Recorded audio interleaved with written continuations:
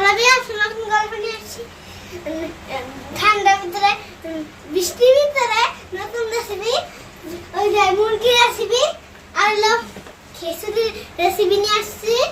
রেসিপিটা অনেক সুন্দর, একটু পেস্টি একটু লাইক দিয়ে দিন। আসসালামু আলাইকুম। আসসালামু আলাইকুম ভিউয়ার্স, কেমন আছেন আপনারা সবাই? আশা করি যে যেখানে আছেন ভালো আছেন। আজকে আপনাদের জন্য নতুন একটা রেসিপি নিয়ে আসছি। যেহেতু বৃষ্টি বাহিরে, ওয়েদার ঠান্ডা, সেই জন্য চিন্তা করলাম একটু খিচুড়ি রান্না করব, আর সেটাই আজকে আপনাদের সাথে শেয়ার করতে যাচ্ছি। আমি আজকে রাইস কুকারে খিচুড়ি রান্না করব। রাইস কুকারে অলরেডি আমি পেঁয়াজ, কাঁচামরিচ, দুইটার মতো এলাচ, দারচিনি আর দুইটা লং দিয়ে দিছি। এগুলো একটু ভাজতে সময় লাগবে আমার। অলরেডি আমি যে ভাজতেছি, একটু কালার হয়ে আসলে এরপর আমি বাকি কাজটা করব, সেটা আপনারা ভিডিওর সাথে থাকেন আমার। আমি এই খিচুড়ির সাথে একটু সরিষার তেল অ্যাড করব, আপনারা চাইলে অ্যাড করতে পারেন আর না চাইলে বাদ দিবেন, এটা আপনাদের অপশনাল। এই যে এই পর্যায়ে এসে আমি যে কাজটা করব, রাইস কুকারে আর হবে না আমার পেঁয়াজ ভাজাটা বেশি। এই পর্যায়ে এসে আমি মশলা অ্যাড করব একটা একটা করে। একটু আদা রসুন বাটা দিব, ওই যে 1 টেবিলের বেশি আদা রসুন বাটা, প্রায় 1.5 থেকে 2 টেবিল চামচ আদা বাটা দিবেন।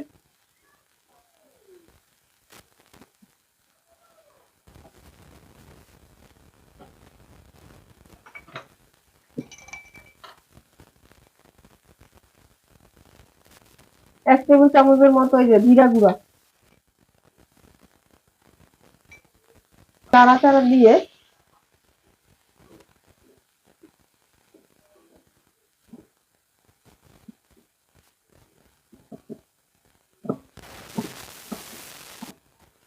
এরপর যে কাজটা করতে হবে, আগের থেকে এই দেখেন অলরেডি আমি আগের থেকেই এই খিচুড়ি রান্নার জন্য, মানে কি বলে, হাফ হাফ পটের থেকেও কম পোলার চাল আর ভাতের চাল মিলিয়েছি, এর মধ্যে 2টা আলু দিয়ে দিচ্ছি। এরপর ঢেলে দিব লবণ, হাফ টেবিলের মতো, বেশি দিবেন না যেহেতু কাঁচামরিচ দিচ্ছি। এখন 1 টেবিল চামচের মতো হলুদ গুঁড়ো, একটু 1.5 টেবিল চামচ মতো দিবেন, বেশি দিলে আবার হলুদের গন্ধ বের হয়। এবার এগুলো ভালোভাবে মিশাবো। এরপর যে কাজটা করব, আমি মুরগি দিয়ে রান্না করব, আপনারা চাইলে গরু দিয়েও রান্না করতে পারেন, এটা আপনাদের ইচ্ছা। আমি এর মধ্যে মুরগি একটু ভেজে রাখছি, এই দেখেন। এই মুরগিটা এটার মধ্যে ঢেলে দিব।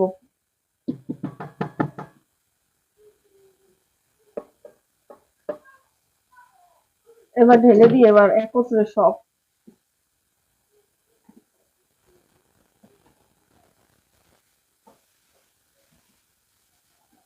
কাজটা করব।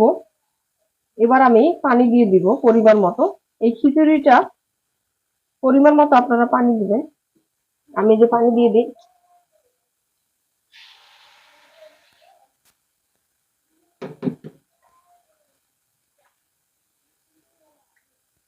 পরিমাণ মতো পানি দিবেন।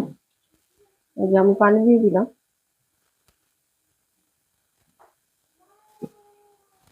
দেখেন অলরেডি কিন্তু আমার খিচুড়ির পানি কিন্তু শুকিয়ে গেছে অলরেডি।